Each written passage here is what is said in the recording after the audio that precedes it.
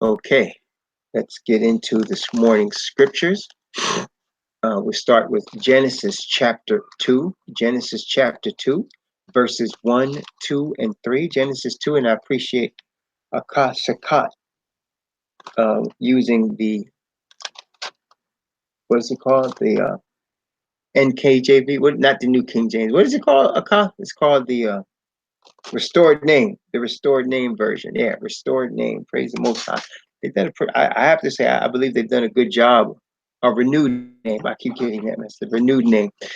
They've done a good job for the most part in how they've handled the word of the Most High without changing the doctrines, just changing certain words, and it hasn't really messed with the doctrine. And I praise the Most High for that. It's the only version that I've seen ever in all of the different versions that are out there that I've looked at. It's the only one that hasn't messed with the doctrines.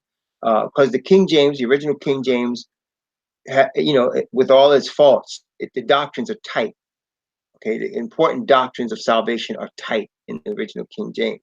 So when people are endeavoring to quote unquote improve, what I've seen in every case, except for this one, what I've seen in every single case, and even Israelite Bibles and all of that, they have removed doctrines, important doctrines, and the most important doctrine of all, in my view, in the Bible, is the doctrine of justification by faith. And if you don't get that doctrine in the Bible, you lose all of it, the power of righteousness available to you. So um, this this particular version, the renewed name King James, I have not seen it in print, only electronically online it's available, but it's the best one that I have seen in terms of trying to do a service in terms of using a name. That they use Yahushua and they use Yeshua for the name of the Father and the Son.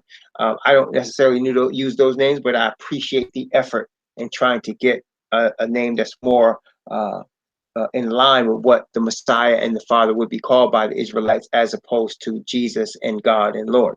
And so this particular version has done a tremendous job, I feel, in keeping the doctrines of the Bible intact without changing anything, and then adding these names to it. So we praise the Most High for it. So let's look at it in Genesis chapter 2. Genesis chapter 2, verses 1, 2, and 3.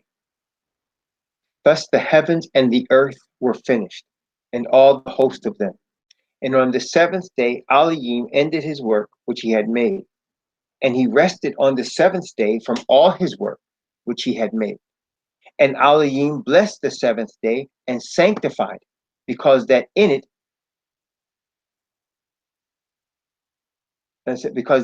he had rested from all his work which Elohim created and made. Sorry, I lost my place for a second.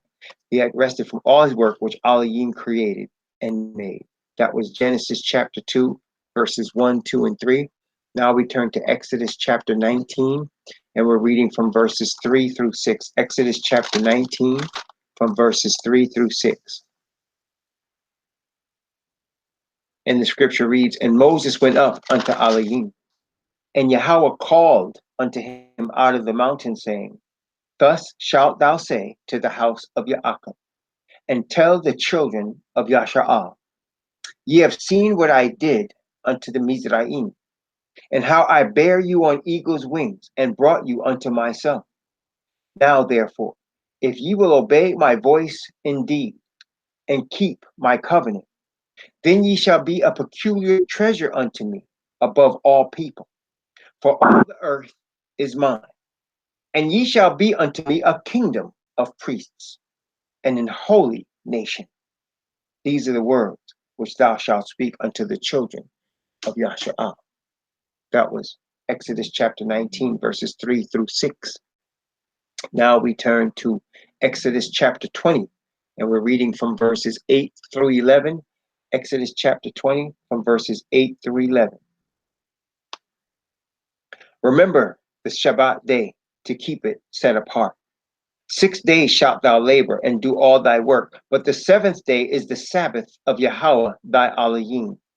In it thou shalt not do any work, thou, nor thy son, nor thy daughter, thy manservant, nor thy maidservant, nor thy cattle, nor thy stranger that is within thy gates. For in 6 days Yahweh made heaven and earth, the sea and all that in them is, and rested the seventh day. Wherefore Yahweh blessed the Sabbath day and hallowed it. That was Exodus chapter 20, verses 8 through 11. One more scripture in the book of Exodus. Exodus chapter 31. Exodus chapter 31 from verses 12 to 18. Exodus chapter 31 from verses 12 to verses 18. And Yahweh spake unto Moses, saying, Speak thou also unto the children of Israel, saying, Verily my Sabbaths ye shall keep, for it is a sign between me and you throughout your generations, that ye may know that I am Yahweh that doth sanctify you. Ye shall keep the Sabbath therefore, for it is holy unto you. Every one that defileth it shall surely be put to death. For whosoever doth any work therein, that soul shall be cut off from among his people. 6 days may work be done, but in the seventh is the Sabbath of rest, holy or set apart to Yahweh. Whosoever doth any work in the Sabbath day, he shall surely be put to death. Wherefore, the children of Israel shall keep the Sabbath to observe the Sabbath throughout their generations for a perpetual covenant. It is a sign between me and the children of Israel forever. For in 6 days Yahweh made heaven and earth, and on the seventh day he rested and was refreshed. And he gave unto Moses, when he had made an end of communing with him upon Mount Sinai, 2 tables of testimony, tables of stone written with the finger of Elohim. That was Exodus chapter 31, verses 12 to 18. Now we turn to the book of the law, Deuteronomy. These be the words. Deuteronomy chapter 30, Adabarim chapter 30, verses 1 through 10. Deuteronomy 30, verses 1 through 10. And it shall come to pass, when all these things are come upon thee, the blessing and the curse which I have set before thee, and thou shalt call them to mind among all the nations where the Yahweh thy Elohim hath driven thee, and shalt return unto Yahweh thy Elohim, and shalt obey his voice according to all that I command thee this day, thou and thy children, with all thy heart and with all thy soul, that then Yahweh thy Elohim will turn thy captivity and have compassion upon thee, and will return and gather thee from all the nations where Yahweh thy Elohim have scattered thee. If any of thine be driven out unto the outmost parts of heaven, from thence will Yahweh thy Elohim gather thee, and from thence will he fetch thee. And Yahweh thy Elohim will bring thee into the land which thy fathers possessed, and thou shalt possess it. And he will do thee good and multiply thee above thy fathers.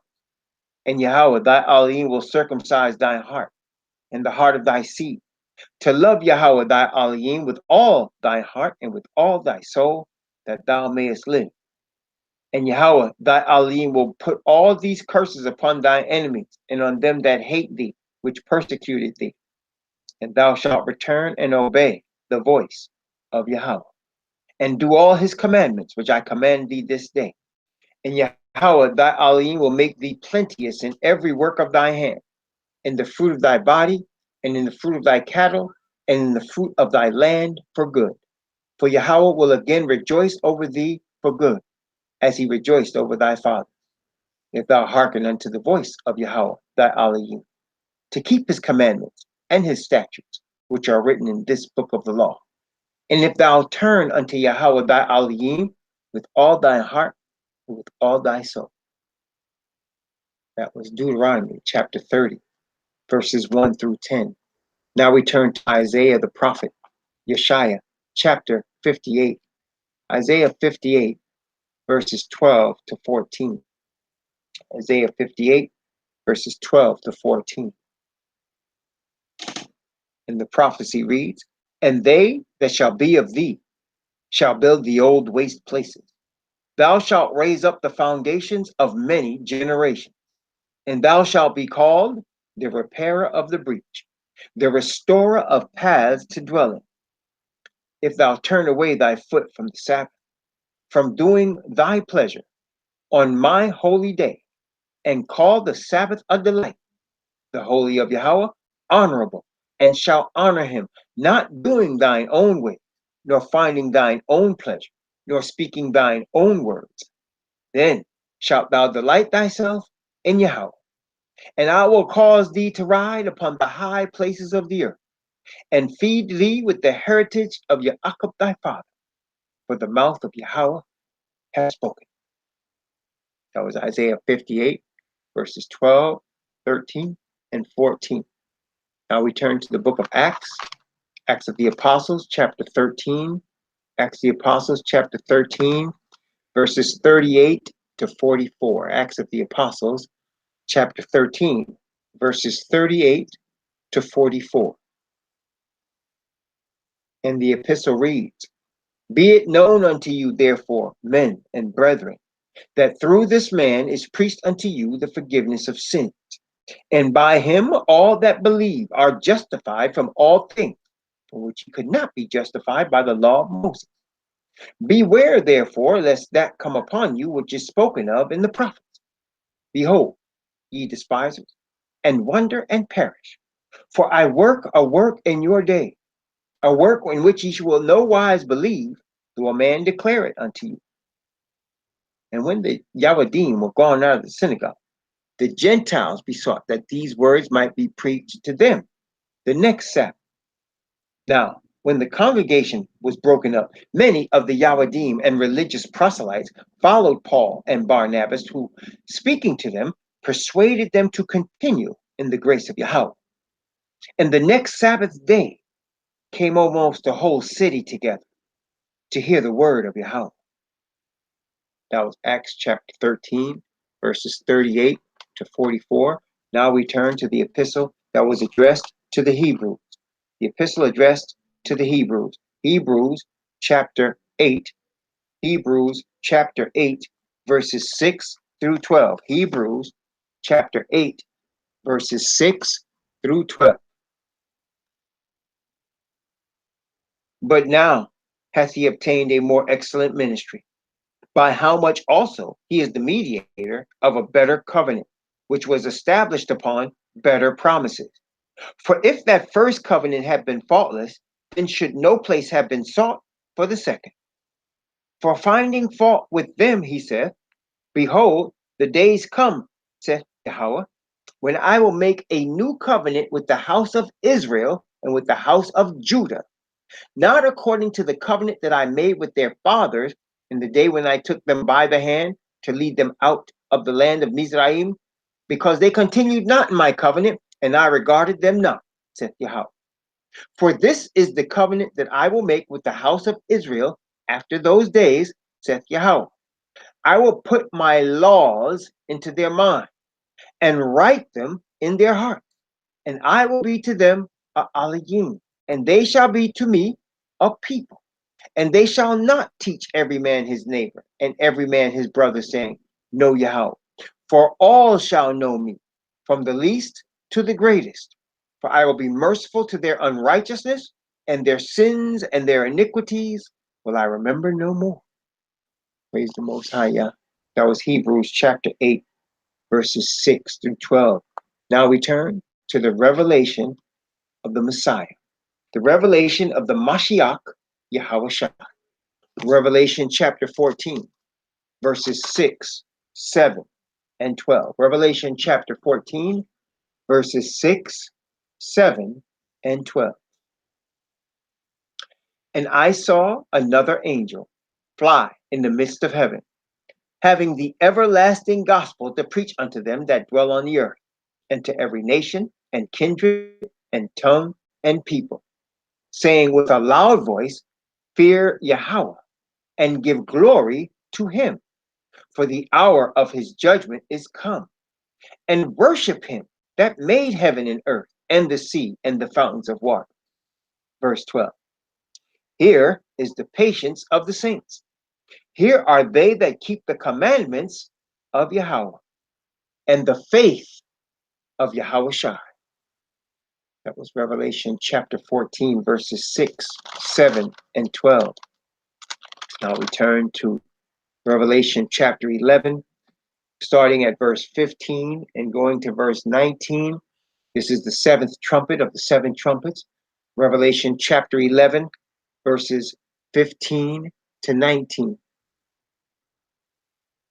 And the seventh angel sounded, and there were great voices in heaven saying, the kingdoms of this world are become the kingdoms of our Elohim and of his Mashiach, and he shall reign forever and ever. And the 24 elders which sat before Yahweh on their seats fell upon their faces and worshipped Yahweh, saying, we give thee thanks, O Yahweh al Shaddai, which art and wast and art to come, because thou hast taken to thee thy great power and his reign.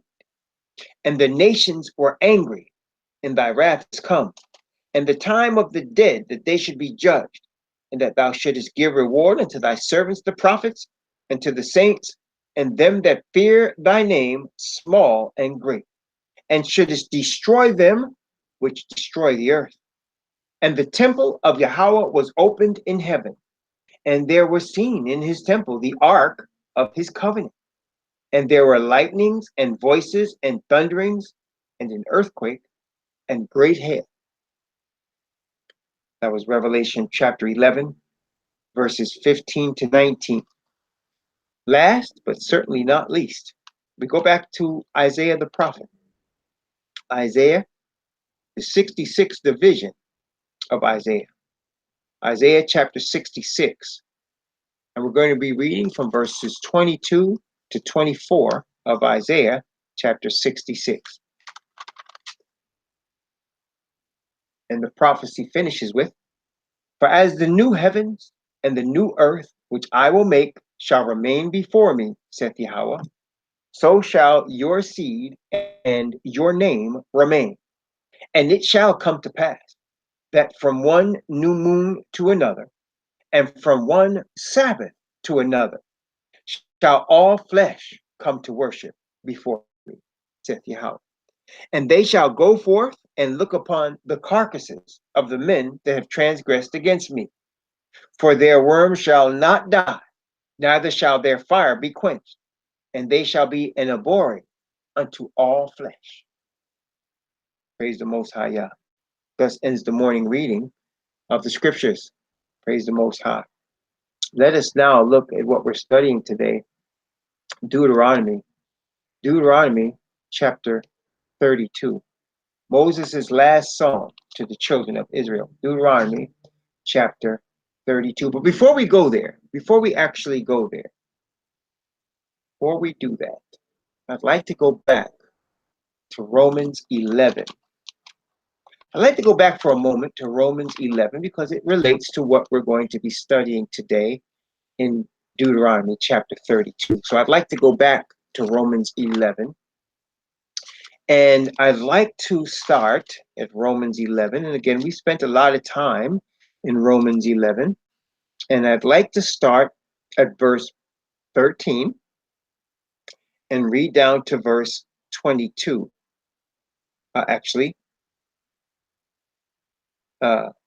From verse 13 down to verse 26. All right, 26. Yeah, okay. From verse 13 to verse 26. Sorry, from verse 13 to verse 26. This is how we're starting today. And the scripture reads, for I speak unto you Gentiles, inasmuch as I am an apostle of the Gentiles, I magnify mine office. If by any means I may provoke to emulation them which are my flesh, and might save some of them. For if the casting away of them be the reconciling of the world, what shall the receiving of them be, but life from the dead? For if the first fruit be holy, the lump is also holy. And if the root be set apart, so are the branches. And if some of the branches be broken off, and thou, that is you Gentiles, being a wild olive tree, wert grafted in among them, and with them partakers of the root and fatness of the olive tree, boast not against the branches. But if thou boast, thou bearest not the root, but the root thee. Thou wilt say then, the branches were broken off that I might be grafted in. Well, because of unbelief, they were broken off. And thou standest by faith. Be not high minded, but fear. For if Yahweh spared not the natural branches, take heed lest he also spare not thee. Behold, therefore, the goodness and severity of Yahweh. On them which fell, severity. But toward thee, goodness, if thou continue in his goodness. Otherwise, thou also shalt be cut off. And they also, if they abide not still in unbelief, shall be grafted in. For Yahweh is able to graft them in again. For if thou wert cut out of the olive tree, which is wild by nature, and wert grafted contrary to nature into a good olive tree, how much more shall these, which be the natural branches, be grafted into their own olive tree? For I would not, brethren, that ye should be ignorant of this mystery, lest ye should be wise in your own conceits. That blindness in part is happened to Israel until the fullness of the Gentiles be come in. So all Israel shall be saved, as it is written, there shall come out of Zion a deliverer, and he shall turn away ungodliness from Jacob. So we read the scripture many times, and we see Paul here, the apostle Shaul, speaking to the Gentiles. He speaks to both the Hebrews and the Gentiles in this letter to the Romans. In this point here, he's talking to the Gentiles. He said, I speak to you Gentiles, for as much as I am the apostle of the Gentiles. So he's speaking to you Gentiles, or you Israelite converts. You see, brothers and sisters, the Bible still does call them Gentiles to differentiate between the Israelite converts and the actual bloodline nation of Israel. So he calls them Gentiles, but he also calls them brethren because they are grafted into the scattered nation. See, and so it's the same today. You have Gentiles that are grafted into the scattered nation. Now, this is the thing. At the time that the apostle Paul wrote this letter to the Romans, the Gentiles fully understood. Listen to me carefully. The Gentiles fully understood that they were a grafted in nation, that they had received this truth from the Hebrews. They understood that they received a Hebrew Messiah, and that they were grafted into the nation of the chosen people. They understood that. They were not at that time trying to rule over the nation of Israel. They were not trying to usurp authority as Hebrew, but they understood where they were, that they were lost Gentiles, not the chosen people, but through the grace of the God of the Hebrews and through the Messiah of the Hebrews, they were able to be grafted in with the Hebrews, though they weren't natural Hebrews. Okay, they understood that. But twice in the narrative that we read here, the apostle warns them to be careful. He warns them to be careful because he's like, look, y'all are not natural Israelites. Y'all stand by faith and praise the Most High. Y'all are in by faith. But don't start getting wise in your own conceits. Don't start thinking that because he broke off some of the nation, that you are now the new nation. He said, don't do that. He said, I'm going to show you something. I'm going to show you a mystery. He said, the reason the Most High allowed the true nation to suffer this blindness is because he's going to let a fullness of you all come in. That was the plan from the beginning, until the fullness of the Gentiles be come in. So there's going to come a point where there's enough of y'all, and that's going to be it. Now, that's what at the time of the writing, what the situation was. But since the writing, 2,000 years have passed approximately. And now you got the Gentiles actually thinking, not only do they lord it over the Israelites, not only are they thinking they're better than the Israelites, they're thinking they're better than the Israelites. They're thinking that it's by their might, their power, their ingenuity that they are now the world leaders economically, that they are now the world leaders politically, and that they dominate the earth militarily. They believe it's by their own ingenuity and power. This, therefore, is a sure sign of their downfall. It's a sure sign of their downfall. It's because that's right. So now those Gentiles that are of the seed of these people that have created this power structure, I like to use that term Malcolm X used to use because it aptly describes the situation of Babylon, which we're in. The people who are the heirs of the power structure that has been created by the sons of Japhet, who choose of their own volition, who choose themselves to be grafted in among the Israelites, the people that are doing it today are special people. I'll tell you that, because they are understanding that they are giving up the riches and the power that is given to them to join a group of people that right now appear to have nothing going for them. Okay. And they're doing it for the truth's sake. And that also lets us know that there won't be a lot of them. Not going to be a lot of people from the sons of Japhet, of the Gentile culture, that's going to cross over and accept by faith the olive tree of the Hebrews, the covenant of the olive tree of the Hebrews. They're not going to do that. Not very many. So those of you who have, praise the Most High. But what we're seeing here, and what we're going to see when we read now, we go back to Deuteronomy 32, is we're going to see that the Israelites were surely punished, and properly so by the Most High. He is righteous in all his ways. He is holy, set apart, and his judgment is always true and fair. And so we have been properly spanked by the Most High for what we have done. But he also in Deuteronomy 32 warns the Gentiles, don't get too caught up. Don't start thinking strangely. He tells them, he shows that here. Don't start thinking strangely, like it's by your hand all this has come. You ain't ruling over my people because you're powerful. You're ruling over my people because I allow you to. This is a very important concept for us to understand, both as the Gentile converts and as the natural Hebrews that are awakening to who they are. It's a very important concept for us to understand.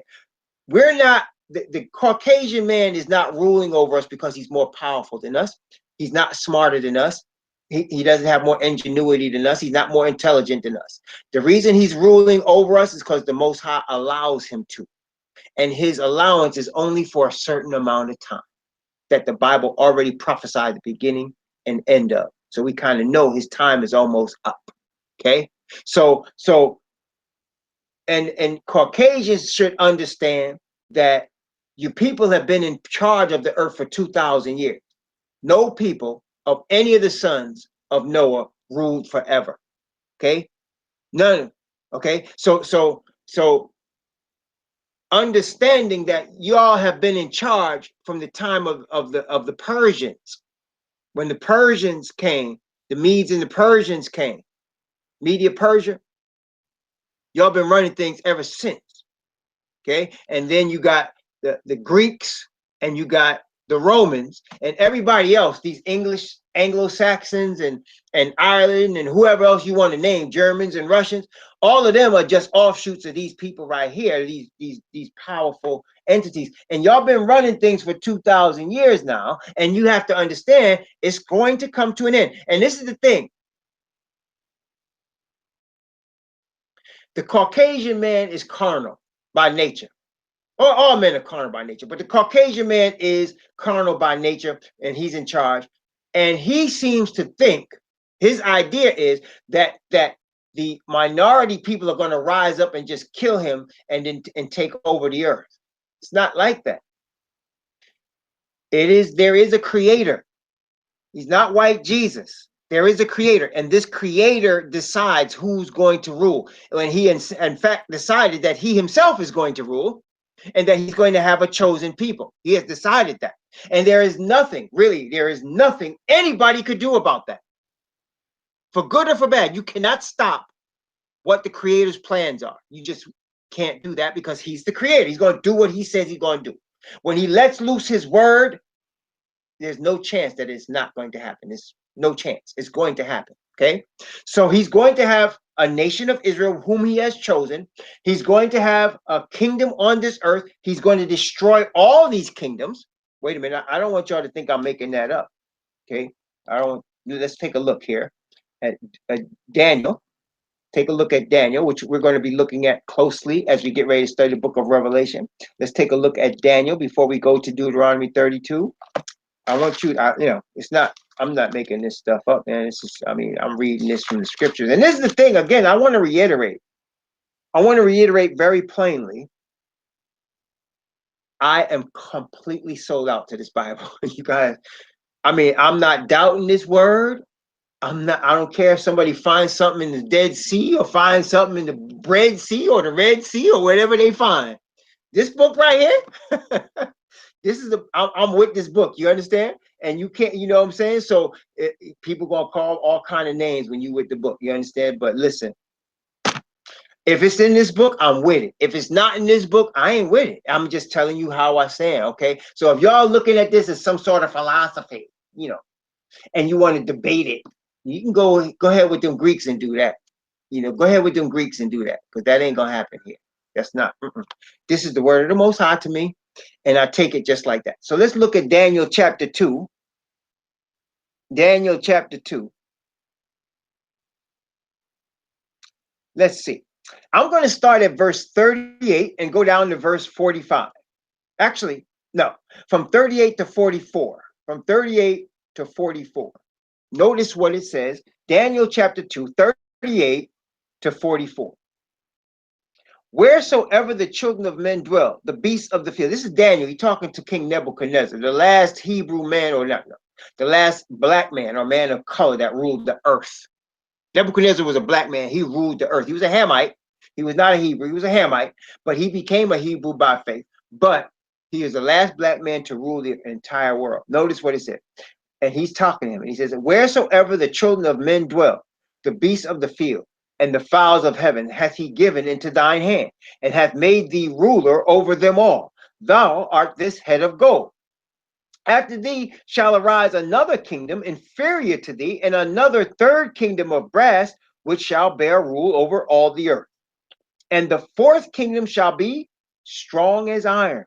For as much as iron breaketh in pieces, and subdueth all things, and as iron that breaketh all these, shall it break in pieces and bruise. Whereas thou sawest that the feet and toes, part of potter's clay, part of iron, the kingdom shall be divided, but there shall be in it of the strength of the iron. For as much as thou sawest the iron mixed with miry clay, and the toes of the feet were part of iron and part of clay, so the kingdom shall be partly strong and partly broken. Whereas thou sawest iron mixed with miry clay, they shall mingle themselves with the seed of men, but they shall not cleave one to another, even as iron is not mixed with clay. And in the days of these kings shall the Elohim of heaven set up a kingdom, watch this, which shall never be destroyed, and the kingdom shall not be left to other people, but it shall break in pieces and consume all these kingdoms, and it shall stand forever. Well, this is what's coming. Now we know what's coming, see? So we know what's coming. There's going to be a destruction of how many of the kingdoms? All these kingdoms. And it's not going to be left to another people. It's going to be for his people. Notice he said, it's not going to be left to other people. In other words, there ain't going to be no Gentiles running things. This is going to be an Israelite kingdom. And all these nations are going to be destroyed. Okay? Just letting Nebuchadnezzar know that.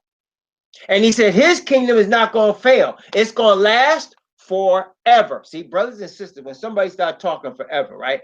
And if it's the Most High Spirit talking forever, well, that's something you need to take on. You know, when man says something ever about forever, well, forget that. You know, you ain't got to worry about that. You know why? Because man is not forever unless he's with the righteousness of Yah, because the righteousness of Yah is forever, and any man with that righteousness is going to be forever. But man without the righteousness of Yah is temporary.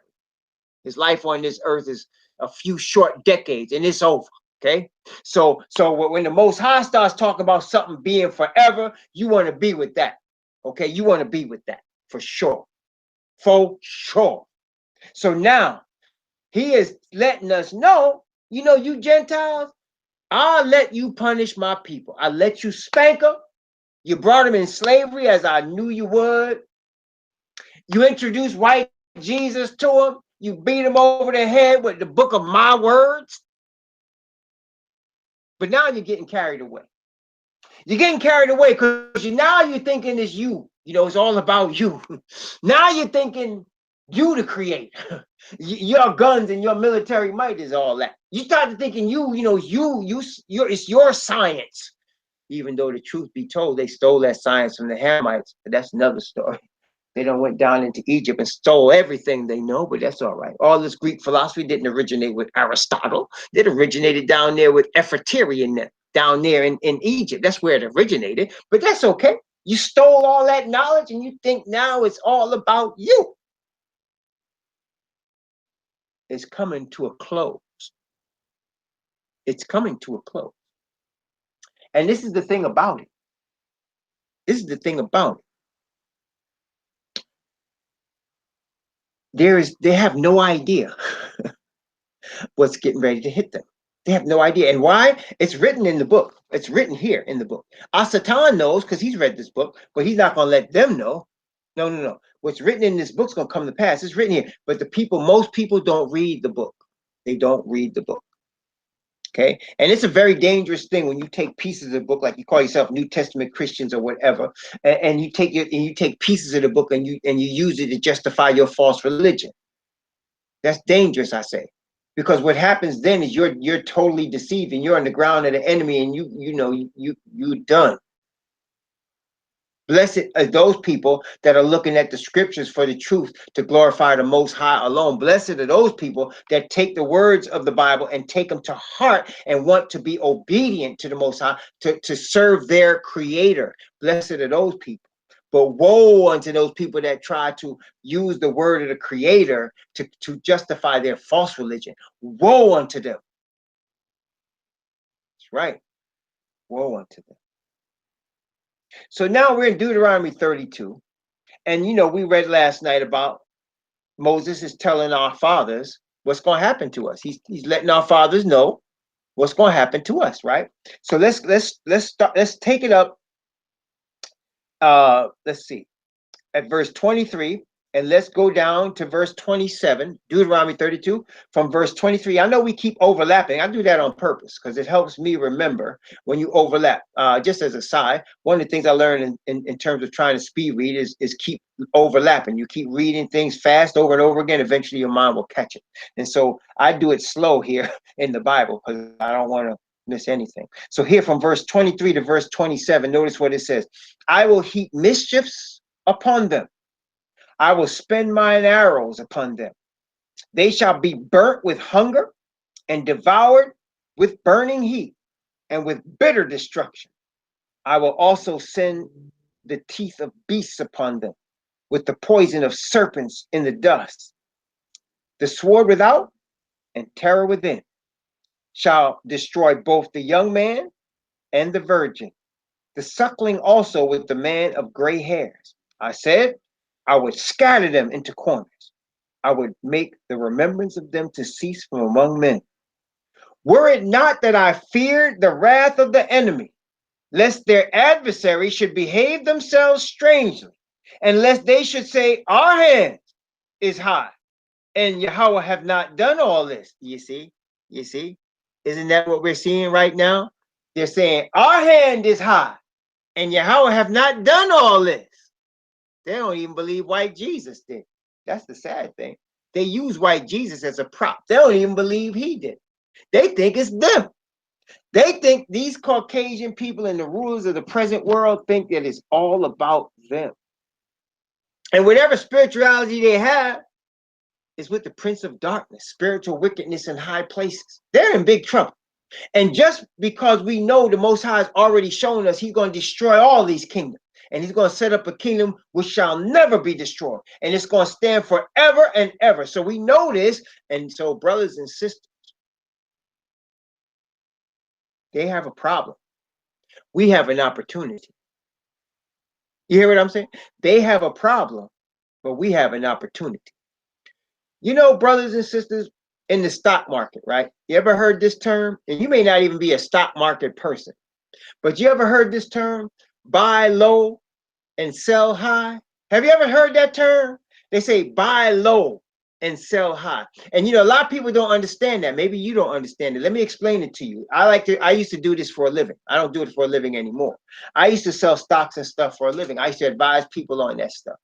Praise the Most High took me out of it. But there's an object lesson I used to tell people, and it help them understand this, and it's going to help you. You're going to say, well, what is this related to what we're studying? You get ready to see in a few minutes. Let's say you had a fruit that you like. Or let's say you had a food stuff that you really enjoy. Like, regardless, when you go to the supermarket, you're going to pick up this food stuff. Okay, you're going to pick it up. Well, you know, whether it's an apple or orange or banana, or whether it's some sort of bread, or whether it, you know, tuna fish, whatever. But when you go to the store, even if you got it at home, you're going to pick up another one because that's just your favorite food, right? And let's say your favorite food, you know that when you go to the store to buy your favorite food, it's going to cost you $10. So whatever your food budget is, you know, $10 is going to go toward this particular food that you know you're going to buy every week, right? It's just like, you know, $10 is for that, and then we're going to deal with the rest of the stuff. So let's say you walk into the store one week, and to your surprise, the food stuff costs half the price. In other words, instead of it was $10, it became $5.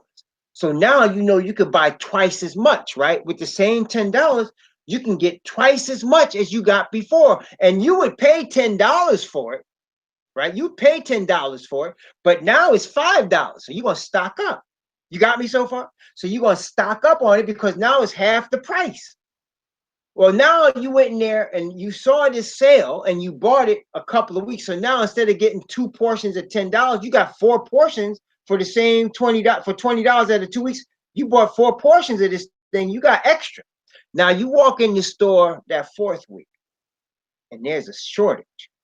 Instead of it being $5 or $10, now it's $20 to buy the same thing you used to get just a few weeks ago for $10. Now it's $20 to get it. Apparently, there's some shortage of it, and people are willing to pay $20 because it's rare. Now you got it stocked up. You got it stocked up in your house. So now you can go ahead and sell some of your stock. And now, you know, yesterday you sold 2 of the stock that you bought for $5. You sell them for $20 a piece. Now you not only made money, you've paid off what it cost you to buy originally, right? Because you paid it off with what you sold. Does that make sense? You got me so far? If you sold one of them, you done paid off what it cost. That's buying low and selling high. So in other words, when the stock prices get too high, you want to sell them. And when they get cheap, you want to buy them. Okay. So, but people do just the opposite of that. People do the opposite of that. What do you mean? Well, I mean, like when they see the price going up and up and up, they run in to buy it. And when they see a stock market crash, everybody wants to sell because they think it's the end of the world. But the smart people start buying when the stock market crashes. They start to buy because they know that the stocks are on sale. Well, this is the situation that we're finding ourselves in the world today. Right now, the stock of the Caucasian kingdom is at an all-time high, right? And the stock of the Hebrews is at an all-time low. You're following me so far? So if we got Hebrew stock and we got the Caucasian white Jesus Babylonian kingdom stock, if you're looking at the Babylonian kingdom stock, people are breaking their neck to buy that one because it's at an all-time high and they just think it's going to keep going up. Where the Hebrew stock is pennies. Right now, you can get that for pennies. Nobody wants that, right? Except the smart people. And this is different than the smart people of this world. The smart people of this world know how to buy stocks, but the people that are smart in the spirit and wisdom know how to buy in with the Most High when it's time. You understand? So, and let me tell you something. Now is the time to buy low. You understand? Because it's going to get expensive. How do I know it's going to get expensive? And how is it going to get expensive? Let me show you. Let me tell you what I'm talking about. Right now, you can get into the Hebrew faith cheap, like in terms of nobody cares. Nobody cares if you're in it, right? Nobody cares. Nobody will pay no attention. You can get in right now. You can, in a time of peace, you can build up on the word. You can pray and fast and build up your experience with the Most High right now. Right? While people in Babylon chasing dollars, trying to get their cake up, trying to get paid, while trying to get power, trying to be involved, to get self-exalted. You know, we walk in that narrow path and nobody wants to walk it. So we're here and nobody else is coming in. But the day is gonna come when them 144,000 make their appearance, filled with the spirit of the Creator, looking and acting like Messiah. And coming with the power that's never been seen on this earth since the days of the apostles. Now you're going to see it's going to be expensive to join. Why am I saying that? Because it's going to cost you everything. It's going to cost you family and friends. People are going to mock you. People may even want to kill you to try to hook up with them at that time. See? Because then it's going to matter. Because plagues are going to come on this plane. And things are going to be looking pretty ugly for the kingdom of the Caucasian at that time. See, now, then it's going to be the opposite. See, now nobody messing with you. See, you can become a Hebrew now. Ain't nobody messing with you. You can join the nation, and everybody just think you strange. They think you're a cult or whatever. But they ain't gonna kill you. They ain't gonna take your job away. But the days are coming where it's gonna be all of that, all of that. And those of us that bought cheap, that bought low, we're gonna be solidified in this truth. Okay, it's gonna be solidified in this truth, and we're not moving from it. And we bought it when nobody else cared about it. We bought it. We got in. You understand? We got in. When nobody else cared, we saw it. We saw the light and we came to it. See? So it's gonna change. So right now, you know, they behaving themselves strangely. They saying our hand is high. Yahweh hasn't done all this. No, if anybody is white Jesus and the Pope, no. Allah hasn't done it. If anybody is Allah and Muhammad, if anybody is Judaism, right? Hey, them are getting expensive. You don't want to mess with that. No one mess with that. See, somebody say, what should I do? Should I go into politics to try to get power, or should I go to Wall Street to try to get money? You know what I say? I choose C. I choose to not be a part of the system. You say, how do you do that? You got to work. Yep, I work. I get paid. I work hard. I do my best, but my focus is on righteousness.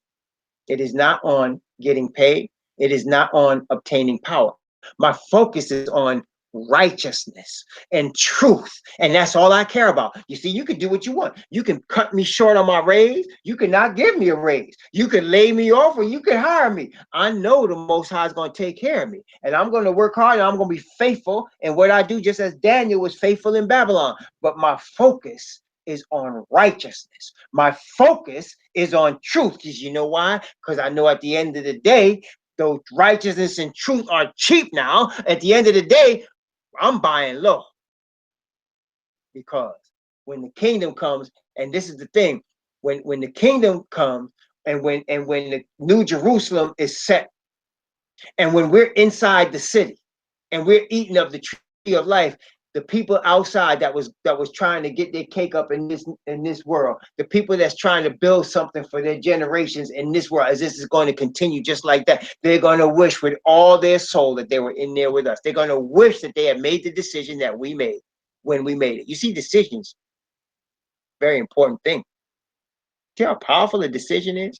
When you decide, I'm going to follow truth. That's not only a life-changing decision, that's an eternal decision. Well, at one point they're going to be open all the time except for one time. One time. When they try to take the city. See, when they try to take the city, the gates are going to be closed. And we're going to go out there with our swords. And there's going to be a problem for them Gentiles at that time. There's going to be a problem for all them lost souls at that time. But that's another story. But we're going to be so glad that we made the right decision. We're going to be so glad that we chose when it was low. When nobody cared about it, we went in here and we chose it. We praised the Most High for that, right? So that's what he said. Were it not that I feared the wrath of the enemy, lest their adversaries should behave themselves strangely, lest they should say, our hand is high, and Yahweh have not done all this. That is the ultimate insult to the Creator. That is. When the Creator does something and you try to say he didn't do it, that's ultimate insult, man. That's ultimate insult to the Creator. When he made this earth and you gonna try to take it as if you made it, that's a problem. That's a problem. It's like, have you ever done work and somebody else got credit for it? You ever did that in your life? You did something, you worked real hard and somebody else got credit for it. Somebody else took the credit and they gave it to somebody else. How do you make you feel? How that make you feel, right? Just think about how you feel and thinking now the Creator made heaven and earth to see and all that in them is. And now our Satan got people thinking this is about us. This is our world. We're going to dominate it and we're going to do what we want. We're going to cast off the covenant of the Most High. We're going to forget them fake, the real Hebrews and go with the fake ones. Yeah, well, I think he's not going to be pretty happy about that. That's why the Bible says they're going to drink the cup of his indignation. Yes. So we're seeing it right now, brothers and sisters. We're seeing it. We're seeing it every day. And Deuteronomy, again, gives us the heads up. Praise the Most High, gives us the heads up. So notice what it says. I'm going to start at verse 27 again, Deuteronomy 32. I'm going to start at verse 27. And I'm going to go down to verse 36, from verse 27 down to verse 36 of Deuteronomy chapter 32. Were it not that I feared the wrath of the enemy, lest their adversaries should behave themselves strange, and lest they should say, our hand is high, and Yahweh have not done all this. For they are a nation, for they are a nation void of counsel, neither is there any understanding in them. Now he's talking about the Israelites. Oh, that they were wise, and they understood this, that they would consider their latter end. How should one chase 1,000, and two put 10,000 to flight? Woo! Except their rock had sold them, and Yahweh had shut them up. For their rock is not as our rock, even our enemies themselves being judges. For their vine is of the vine of Sodom, and of the fields of Gomorrah. Their grapes are grapes of gall. Their clusters are bitter. Their wine is the poison of dragons and the cruel venom of asps. Is not this laid up in store with me and sealed up among my treasures? To me belongeth vengeance and recompense. Their foot shall slide in due time, for the day of their calamity is at hand, and the things that shall come upon them make haste. For Yahweh shall judge his people and repent himself for his servants, when he seeth their power is gone, and there is none shut up or left. See? So when we're at a low point where they think they got us tied down, they got us under control, they destroying us, profiting off of us, that's when he about to work. That's when the Most High say, okay, enough is enough. Time to wake up my people now. God done got all high and mighty, and you thinking that you're above my people, and you thinking it's all about you and not just I'm punishing my people. Let me reiterate what we said earlier. The only reason the sons of Yafet dominate the planet Earth is because the Most High Yah allows them to. And their dominance is temporary.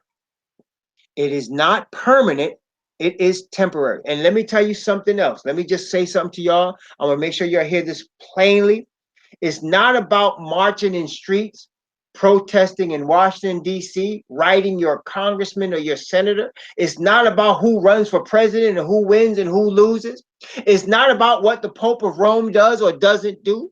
It's not about the economy, whether it be a good economy or a bad economy. It's not about any of that.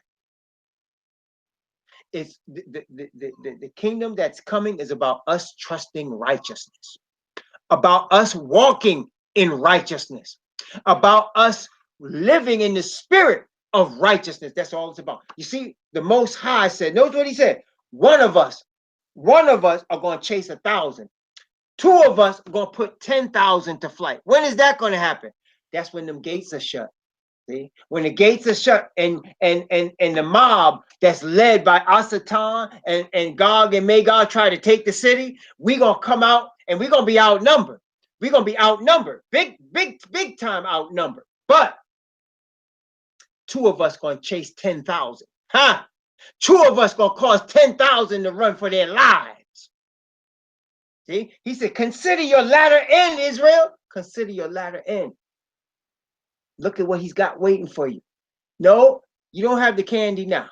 No, you don't have the power now. Not in this earth. You don't want it. You don't want it. Yeah, that's the final war. That's exactly right. That's the final one. That's the final war. That's going to be the war to end all wars. It's got nothing to do with what these Caucasian people planning. They planning war in the Middle East. That's going to happen, but that's not what the Bible is talking about. They're going to try to act like that's what the Bible is talking about, just like they try to act like them fake Khazars are the real Israelites and they not got no bloodline tied to Abraham whatsoever. They try to act like this is the prophetic people, and it's not. They're going to make a war in the Middle East and try to act like that's Armageddon, and it's not. But when you get the real Armageddon, it's going to be on. It's going to be on. And two of us going to chase 10,000. One of us going to chase 1,000. They ain't going to mess with us. They ain't going to mess with us. They ain't going to want no piece of this once we come out that city with our swords drawn. When the nation is, and the Bible calls us, what does the Bible call us at that time? It calls us YAH's weapons of war. That's what he says. Wait. Let me see. Let me make sure. Okay, wait. Here. This is Jeremiah chapter 51. Jeremiah chapter 51, he's talking against Babylon and he's talking pro-Israel. And notice what he says here, and we're talking about the true Israelites. Jeremiah chapter 51 from verse 17 to verse 17. Wow, let me see where we're going to go here. Down to verse 24. Watch this. Watch this now. From verse 17 to 24, watch. Every man is brutish by his knowledge. Every founder is confounded by the graven image. For his molten image is falsehood, and there is no breath in them. They are vanity, the work of errors. In the time of their visitation, they shall perish. The portion of Jacob is not like them, for he is the former of all things, and Israel is the rod of his inheritance. Yahweh of hosts is his name. Watch now. Thou art my battle axe and weapons of war. For with thee will I break in pieces the nation, and with thee will I destroy kingdoms. With thee will I break in pieces the horse and his rider, and with thee will I break in pieces the chariot and his rider. With thee also will I break in pieces man and woman, and with thee will I break in pieces old and young, and with thee will I break in pieces the young man and the maid. I will also break in pieces with thee the shepherd and his flock, and with thee will I break in pieces the husbandman and his yoke of oxen, and with thee will I break in pieces captains and rulers. And I will render unto Babylon and to all the inhabitants of Chaldea all their evil that they have done in Zion in your sight, saith Yahweh. Huh? That plain enough or is it not? That plain enough or is it not? This is the second portion. This is when we take over the land. This is when it's all over for them. See, the first deliverance is when we get delivered the way the Egyptians, our father were delivered by the Egyptians. They didn't have to raise up no sword against the Egyptians, if you recall. They were just delivered by the miracles of the Most High. That's when them plagues fall on the earth. See, just like it fell on Egypt, the plagues gonna fall on the earth, and Yahweh Shah gonna deliver us without us fighting. But at the end of the 1,000 years, in that second resurrection, when Asatan is let loose out of his prison and he goes forth and deceives the nations, and they're gonna cover the whole earth. They're gonna be, the population's gonna cover the whole ground of the whole earth. Imagine it. And we're gonna be able to fit all of the saved, gonna fit inside the city. Now the city's a huge city now, not no little city, but it's just one city, and you got the whole population of all the lost from all ages surrounding the city.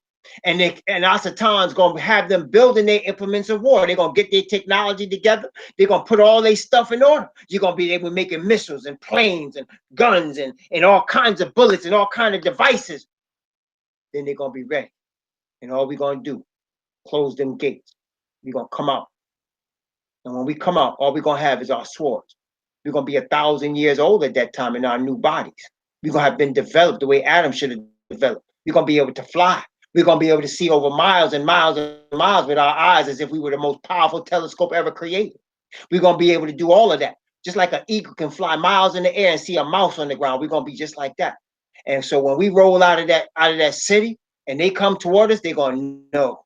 See, they're desperate for their life at this point because they're gonna realize if they don't get a bite of that fruit of the tree of life, they are finished. This is their only chance. But when they see us roll up out of that city, they're gonna know they have a problem. They're gonna know this is not gonna end well. They're gonna know that, but then it's going to be too late. Jeremiah 51 is gonna come to pass. Ezekiel 39 is gonna come to pass. Gonna come to pass. Saying Revelation 20, 19, Revelation 19 is gonna come to pass. Isaiah chapter 63 is going to come to pass. Joel chapter 3 is going to come to pass. All of them saying the same thing, and they're going to come to pass. Obadiah is going to come to pass. See, when it comes, Zechariah chapter 14 is going to come to pass. All of that. And it's going to be too late for them. Too late for Asatan. They're going to look upon him and they're going to say, you got us and all this. And they, boy, whew, man, they're going to be a problem for Asatan at that time. Gonna be a problem for him and all his fallen angels at that time. Serious problem. And the lake of fire will be formed and they'll be tossed into it. Yes. Praise the Most High YAH. That's where we're coming, brothers and sisters. That's our latter end. That's why we're gonna buy low right now. We ain't gonna have no money. Don't worry about it. You're gonna be worshiping in hotel and apartment, little studio apartments and 1-2 bedroom places and fields and parks and deserts and jungles. We'll be worshiping like that in huts.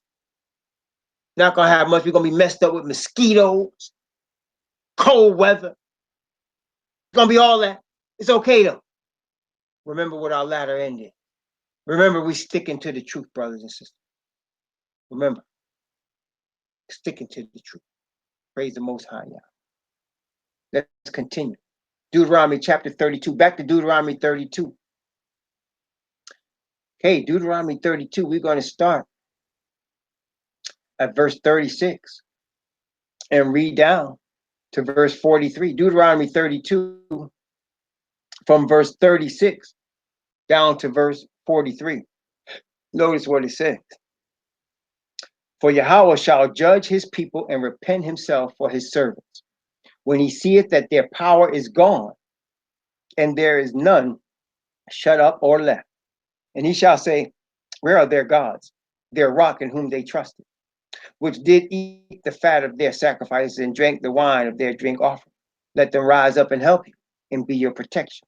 See now that I, even I, am he, and there is no Elohim with me. I kill and I make alive. I wound and I heal. Neither is there any that can deliver out of my hand.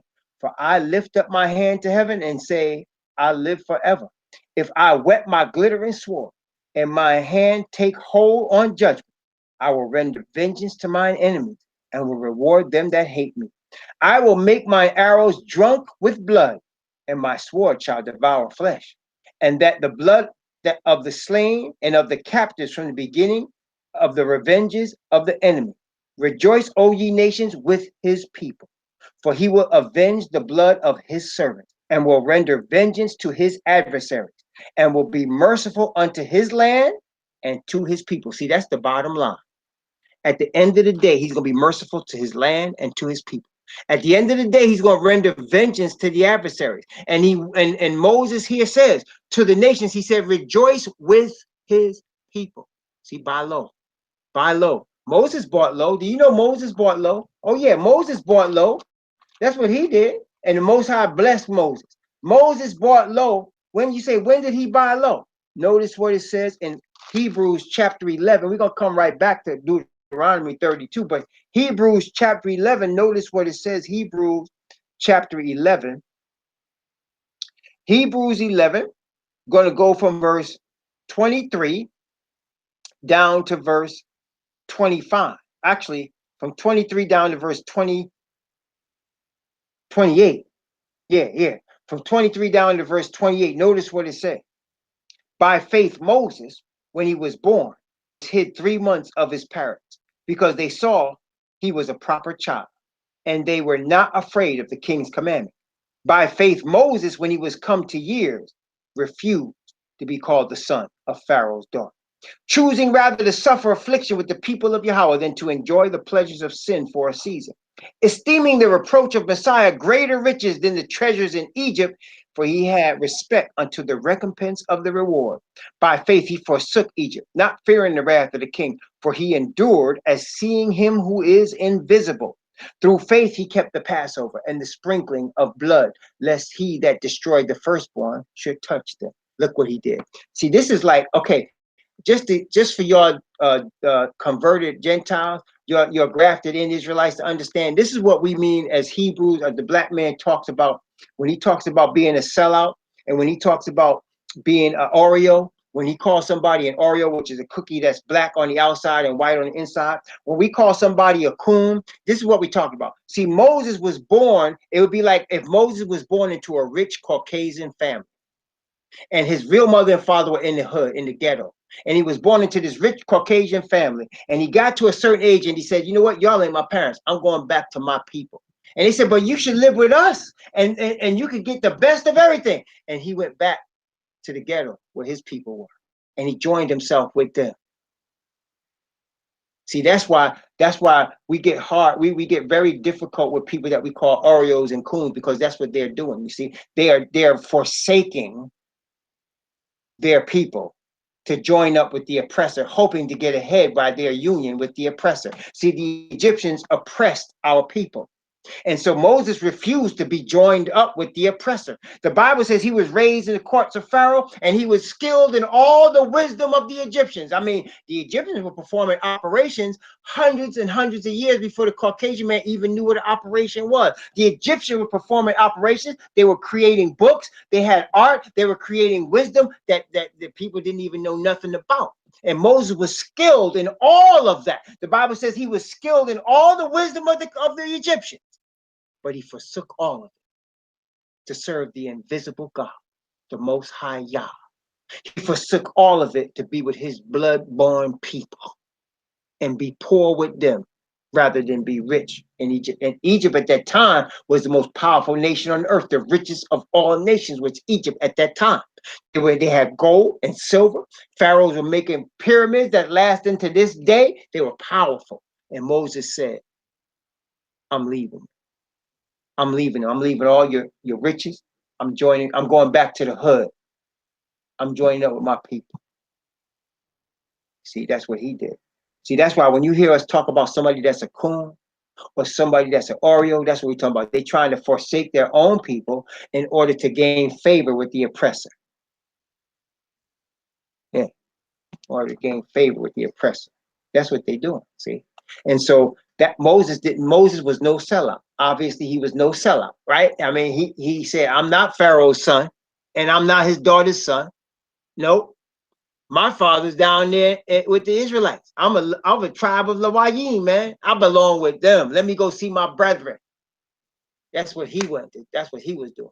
He loved his people. That's right. Had a love for his people. And in showing a love for your people, you have a love for yourself, because any coon and any Oreo, the bottom line is they don't really love themselves. That's really the problem. They don't love themselves. And you know what happens? Unfortunately, we have been taught to hate ourselves. We've been taught that our noses are ugly, our lips are thick, our hair is bad hair. We don't have good hair. We got bad hair, and we're dark, and dark is ugly. It's not lovely. It's dark and ugly. You know, and that's what they've been teaching us for hundreds of years. So some of these unfortunate fools have bought into that. You know, I started to buy into it when I was a little boy, because I was raised in a Caucasian school system. And my cousin came to visit us one time, and there was this sister that liked me, and she was pretty, but she was dark. And at that time, back in the 60s and 70s, many of y'all know the people looked down on dark-skinned people. They did. They looked down on dark-skinned people, and they raised up light-skinned people as if they were God. Because why? Because light-skinned people were more closer to white, right? That's the way it was. And so I'm light skinned, so I was like, you know, I'm light skinned, and this she's too dark. And my cousin said something to me which I'll never forget. He looked at me and he said, "Cousin, the darker the berry, the sweeter the juice."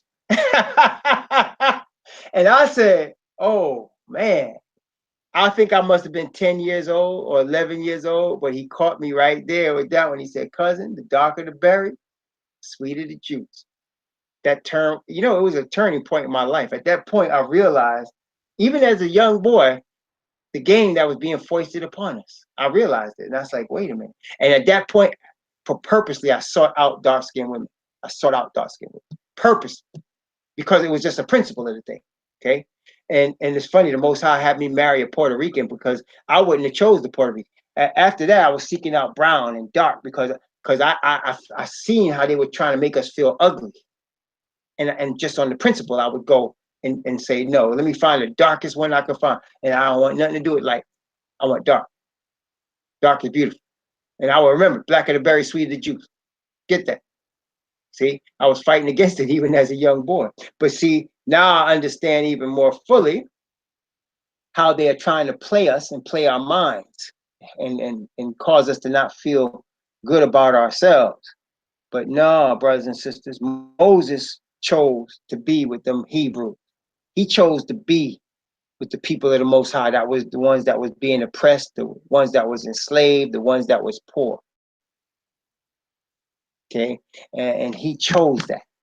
He chose that, and that's why he was no seller. I praise the Most High. He was no seller, and so here he is, and back to Deuteronomy 32. Here he is. And he's telling the Gentiles in this book of Deuteronomy, he's telling it really what's going on. He's telling his Israelite people who are supposed to tell the Gentiles, "Rejoice, O ye nations, with his people, for he will avenge the blood of his servants and will render vengeance to his adversaries and will be merciful unto his land and to his people." Yes, yes, rejoice with his people. Rejoice with his people. Okay, rejoice with his people. Praise the Most High. Rejoice with his people. We still are the people of the book. We still are the people of the covenant. He has not forgotten us. And no, we're not going to get rich in this earth. Don't look for that. We're not going to be TV stars and movie stars. Not his true people. No, that's not the case. But we will be in the kingdom. But we will be with Messiah for 1,000 years. Yes, we will reign on this earth eventually. And yes, this earth is going to be made over. It's going to be better than it was when it was afflicted by sinners. It's going to be better than it was. Praise the Most High YAH. So let's continue. Let's continue. Deuteronomy 32. I'm going to start again at verse 33, and I'm going to go down to verse 52. I'm seeing verse 43. I'm sorry, verse 43 to verse 52. Rejoice, O ye nations, with his people, for he will avenge the blood of his servants and will render vengeance to his adversaries and will be merciful unto his land and to his people. And Moses came and spake all the words of this song in the ears of the people, he and Hawashai, the son of Nun. And Moses made an end of speaking all these words to all Israel. And he said unto them, set your hearts unto all the words which I testify among you this day, which ye shall command your children to observe to do, all the words of this law. For it is not a vain thing for you, because it is your life. And through this thing ye shall prolong your days in the land whither ye go over Jordan to possess it. And Yahweh spake unto Moses that self same day, saying, get thee up into this mountain, Arim, and Mount Nebo, which is in the land of Moab, that is over against Jericho. And behold the land of Canaan, which I give unto the children of Israel for possession. And die in the mountain whither thou goest up, and be gathered unto thy people. As Aaron thy brother died in Mount Or, and was gathered unto his people. Because ye did trespass against me among the children of Israel at the waters of Meribah, Kadesh, in the wilderness of Zin, because ye sanctified me not in the midst of the children of Israel. Yet thou shalt see the land before thee, but thou shalt not go thither unto the land which I give unto the children of Israel. Oh, that must have hurt Moses. That must have hurt him so bad. Not because whether he knew or not he was going to be resurrected at that, because he was resurrected. It wasn't because of that, because he was fighting with them for the whole 40 years. He was there, and he was through all their struggles and all their trials, and he wasn't allowed to go over and finish it. He wasn't allowed to go over and finish it. So praise the Most High. But Moses is beloved of the Most High. That's why the song we're going to sing is called the Song of Moses and the Lamb. They're forever linked. That is why it was Moses that came with Aliyah on the mountain and comforted Messiah as he was contemplating his mission to die at Jerusalem for the sins of his people. It was Moses there. So Moses is special to the Most High. There's no question about that.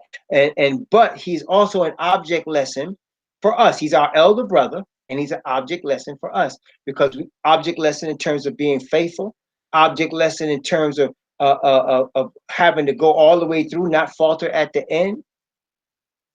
Also, object lesson in terms of what we're going to be like when we are filled with the spirit of righteousness from Yah, which he's going to do very shortly for us. He's going to fill us with his spirit of righteousness. And what we're going to be like is like Moses was. Our faces are going to glow. We're going to be like Messiah when he walked the earth. Praise the Most High Yah. And I'm not saying we're going to be Messiah. I'm saying we're going to be like Messiah. Like, in other words, walking on water, turning water into wine. Like, in other words, raising the dead, healing the people, bringing word with power and authority. That's how we're going to be like in Mashiach Yahushua. Because we also are going to be anointed. See, Mashiach was anointed by the Spirit of the Father. So will we be anointed by the Spirit of the Father through Yahushua Mashiach. So, brothers and sisters, this is the song he gave. And what we're going to see in chapter 33 is he's going to encourage the people, and he's going to bless the people. See, he knows he's about to die, and he's going to encourage and bless the people before he goes. What a trooper, what a faithful prophet this brother Moses was and is. I should say is, because he's still alive. Praise the Most High. He's still alive.